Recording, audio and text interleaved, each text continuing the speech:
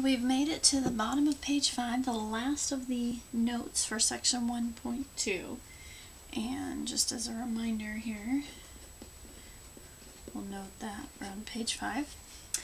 And here's a chance to look at what some of the practice plus problems are going to be like in this assignment. Again, practice plus is really 2 skills or more, 2 or more skills that we've been working on, or perhaps one from an earlier section plus one in this section. And it's all done in one problem altogether. So look for the pieces that you recognize as you go through this.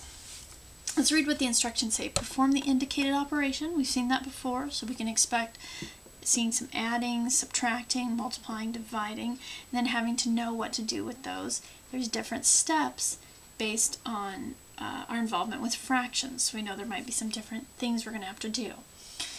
And then it says write the answer as an algebraic expression. Here's that new twist here. We're going to involve variables. So we're going to apply what we know in terms of adding, subtracting, multiplying, or dividing with fractions, and include some variables. Okay, let's look at number 118 here. 10 over y minus 6 over y. If the y had been regular numbers, this would be no problem because we'd have like denominators, like 10 over 7 minus 6 over 7. We'd be at the answer before I could even finish saying the sentence, okay? And those steps don't change just because there's a variable there. We recognize that it's subtraction, which means that we're going to need to have like denominators, so that we can do top minus top over that same denominator. Okay? That's what we did with the numbers. Those are the steps here for subtraction with fractions. We have like denominators.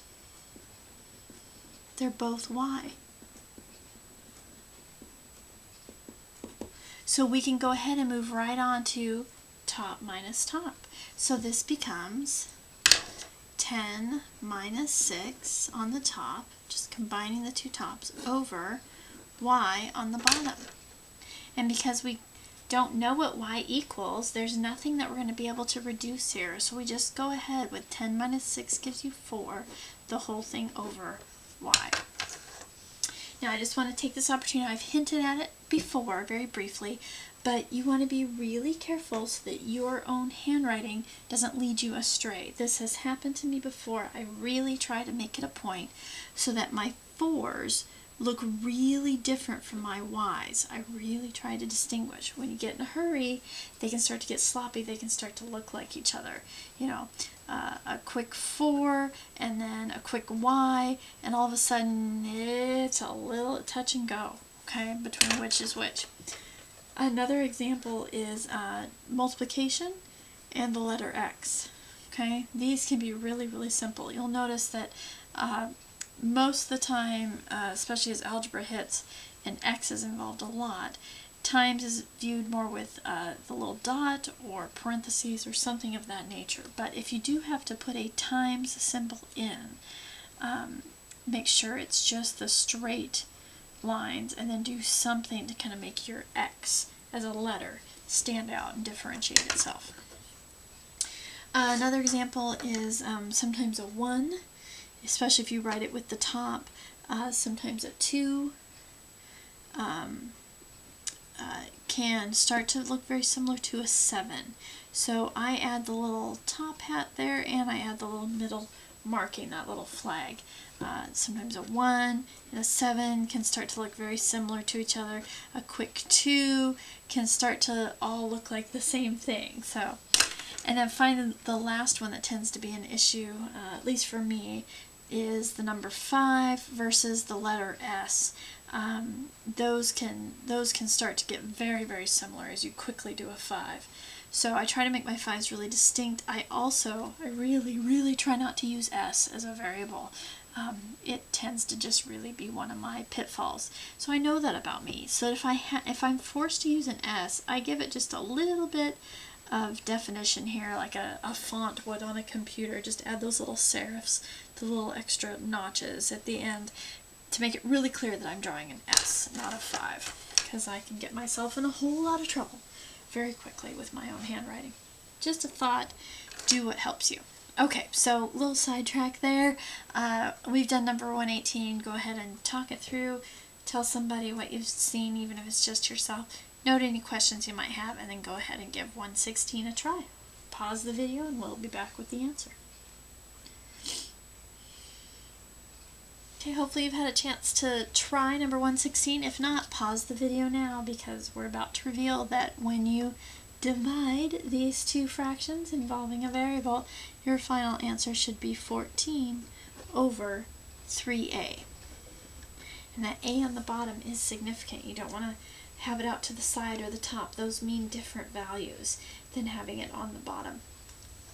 And again, we'll go over the tries in class, so if you have any questions on the try problems, bring those and we'll take care of you. Let's look at application exercise. I just wanted to point something out. I think you're assigned number 127 in the I actually call them practice sets now. And I just wanted to give a little thinker alert, heads up here. The book often gives some information that has to do with application exercises and then does several problems relating to that same set of information. So I just wanted to show you in the book here, number 127, and I'm going to zoom out so you can get a full picture of this. Hopefully it'll stay in focus for us here. But for number 127, pardon me as I adjust the camera a little bit, the problem's way down here, but the graph and the information it's based on, here's the graph up here at the top of the page, and then get this, the information that it even starts with is down here at the bottom of the previous column. So just a little heads up, as you're doing your homework and you hit the application exercises, our brain just says, great, go straight to 127. But as you read it through, you'll be thinking, I don't have enough information to do this. Then this is your reminder, oh, way up above is some information that gets used for all these exercises, 125 through 128.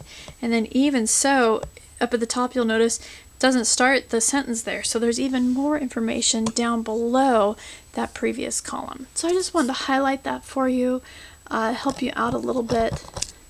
Let's see if we can get back to the notes now and finish this up.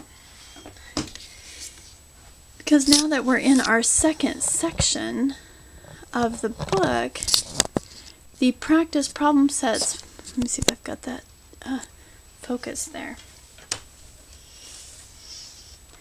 Oh, that's way out of focus. Let's see if we can.